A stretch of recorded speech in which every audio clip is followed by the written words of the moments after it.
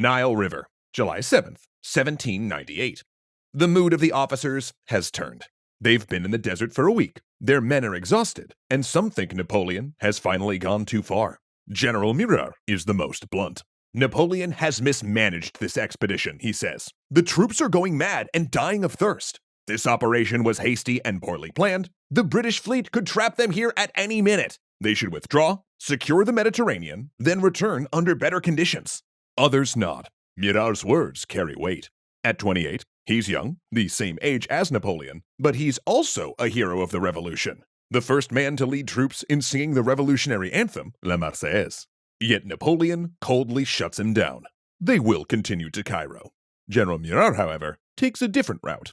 The morning after the showdown, Murat, knowing his career is over and the expedition doomed, rides into the desert and shoots himself. Yet another soldier lost to Napoleon's ambition.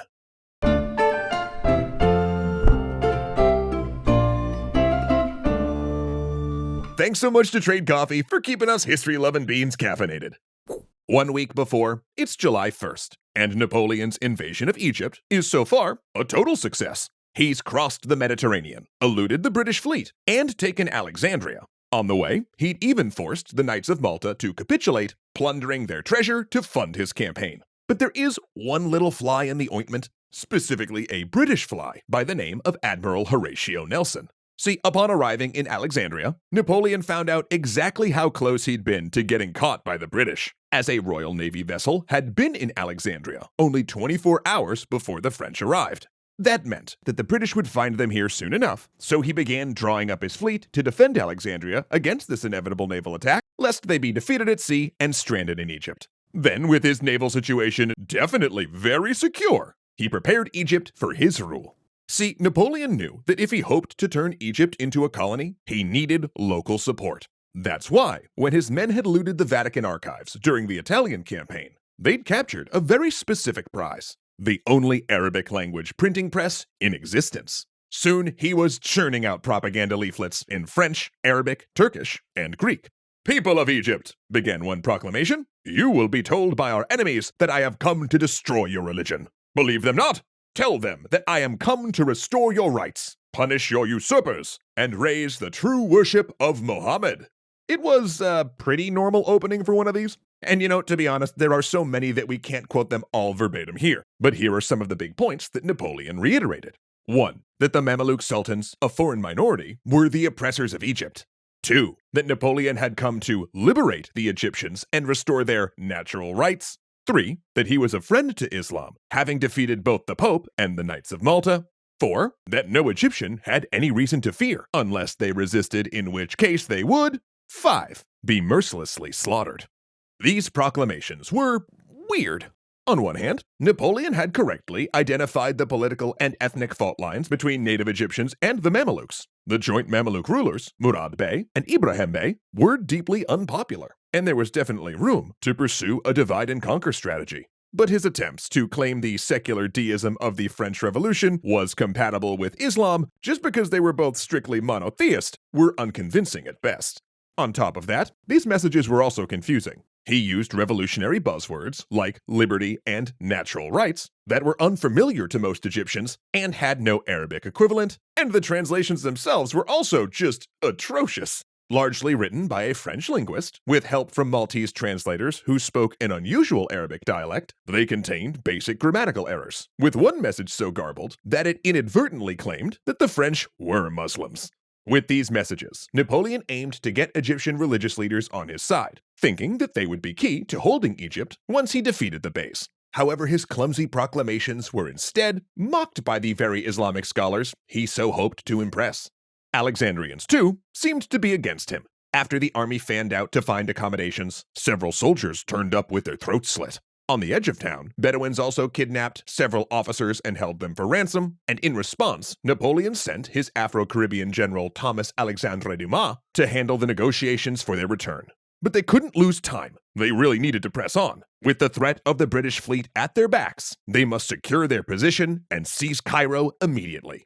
The plan was for a naval flotilla to enter the Nile, while Napoleon's Army of the Orient marched inland across the desert before cutting east to seize river ports and meet the flotilla. Then all would move south along the river to Cairo.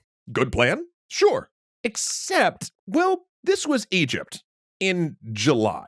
The French wore heavy wool uniforms, adorned with black leather and metal that heated quickly in the sun. They had no canteens or water wagons, and each carried a 40-pound pack plus a musket. Not to mention cavalrymen often had to carry their saddles, since Napoleon had incorrectly assumed that he could just acquire hundreds of horses in Egypt. The initial march inland took 3 days. Men collapsed and died from dehydration, and when they came across village wells, they lost all discipline and scrambled for water until it was drunk dry, and dozens of men, desperate from thirst, took their own lives. A dark joke circulated. Before attacking Alexandria, Napoleon had promised that each man would receive 6 acres of land after this campaign. Voila, they would say, gesturing at the barren desert, our 6 acres. Meanwhile, Bedouins stalked the marching column, harrying and killing any stragglers. They even snatched soldiers and executed them within view of their comrades, just out of musket range. Even after reaching the Nile, things definitely got no better. Upon reaching it, soldiers crowed in victory and threw themselves into the waters, splashing and drinking, until crocodiles ambushed and dragged several into the river. Men who dumped rations to lighten their packs during the march died of exhaustion and hunger. A local disease broke out, blinding anyone infected. Most Egyptian villagers abandoned their homes ahead of the army, meaning they took all their food but the watermelons growing in their gardens, and if any remaining resisted them taking food, the French simply torched their village, which one could imagine prompted what happened next. One day, a woman approached a French officer carrying a baby, but when she got close, she drew a pair of shears and gouged out his eyes. It was then that Napoleon's generals began to whisper about the expedition. Several officers, gathering in General Dumas' tent to sample watermelon, began to openly voice doubts about the mission. See, while these men had known that Napoleon was ambitious, they'd fought under him in Italy after all, they were now starting to realize a fundamental truth. Napoleon Bonaparte was willing to sacrifice anyone, to take any number of casualties for his own advancement. It was the attitude that would cause one of his commanders to later nickname him the 10,000 men a month general. The Army of the Orient had nearly had enough when they ran into the Mameluke forces, coming the other way.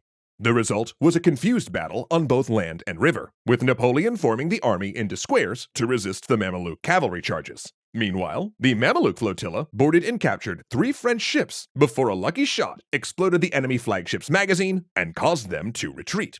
But the armies would meet again. July 20th, 1798, near Cairo.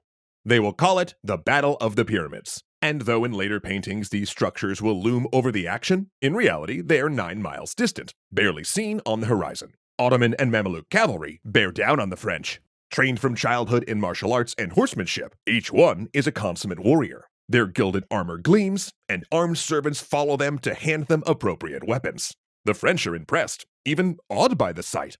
Still, they give no quarter. Fire! An officer yells, and cannons blast out canister shot, throwing cones of lead balls into the horsemen. French infantry, arranged into giant squares so their bayonets make a hedge of blades, jet smoke with each volley. Now, the Mamelukes are proud warriors. They seized power from Saladin's dynasty and even defeated the Mongols, but they have never seen modern artillery or anti-cavalry tactics. The Mameluke horses scream and turn aside, terrified by the bursting artillery shells. Those that do reach the French wheel away, unable to find an opening to charge, and shying away from the wounding blades. Even firing into the French ranks does nothing, with wounded men pulled into the center of the squares and quickly replaced. Then, the horsemen try to rush between 2 squares to get behind, but it only puts them into a crossfire. 10,000 Mamelukes die by the River Nile, killing less than 300 French invaders. For days, French soldiers will drag bodies out of the water to loot for coins and treasure. In one day of slaughter, Napoleon has gained Cairo. But can he hold it? Well, I've read the script for Ep 3, and let me tell you, trouble is really brewing. Napoleon's situation is about to become a real grind as the French press on in their campaign. Zoe, how many more coffee puns do I have to do to make this a smooth transition?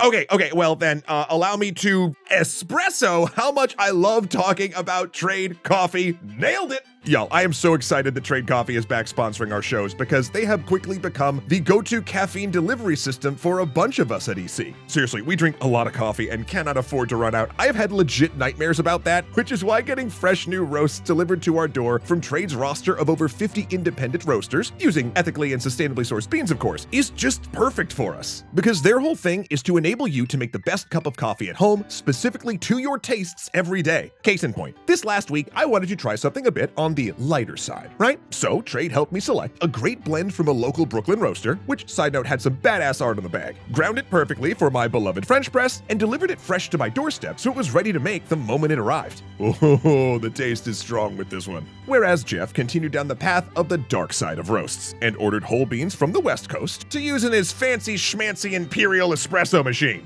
Dang, looks like we both got the high ground this time, am I right? Okay, promise that was the last one. So if you'd like to join us in upgrading your morning routine with just a way better cup of coffee, right now Trade Coffee is offering all you fine folks one free bag of coffee with any subscription if you use our link drinktrade.com/extra credits. Then once you sign up, not only will you be getting the best beans in the business, but in all honesty, you'll be making us look really good to a sponsor we love working with, so thank you very much for that and please keep it up. Once again, that is drinktrade.com/extra credits. The link of course is in the description, or you can click right up there if it's easier. And yeah, thanks so much for listening. If you're a coffee lover, I think you're really gonna love this. Happy brewing. What if I told you that Ahmed Ziad Turk, Angela Valenciana, Arcalite Games, Casey Muscha, Dominic Valenciana, Joseph Blaine, Kuya Koi, and Skylar Holmes were all legendary patrons? I'm not kidding.